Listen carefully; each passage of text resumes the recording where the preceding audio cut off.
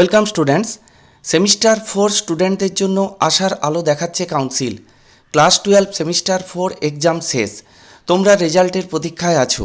যারা মনে করেছো সেমিস্টার 4-এ সাপ্লি আসবে, এক বছর নষ্ট হবে, তাদের জন্য কাউন্সিলের একটি নোটিফিকেশান আশার আলো দেখাচ্ছে। গতকাল অর্থাৎ 10ই মার্চ 2026 কাউন্সিল ক্লাস 11-এর জন্য একটি নোটিফিকেশান প্রকাশ করেছে, যেটি তোমরা স্ক্রিনে দেখতে পাচ্ছ। এবং এই নোটিফিকেশানে বলা হয়েছে যারা সেমিস্টার 2-তে কোনো সাবজেক্টে ফেল করবে তারা সেমিস্টার 2 সাপ্লি এক্সাম দেবে এবং তাদের ইয়ার লস হবে না।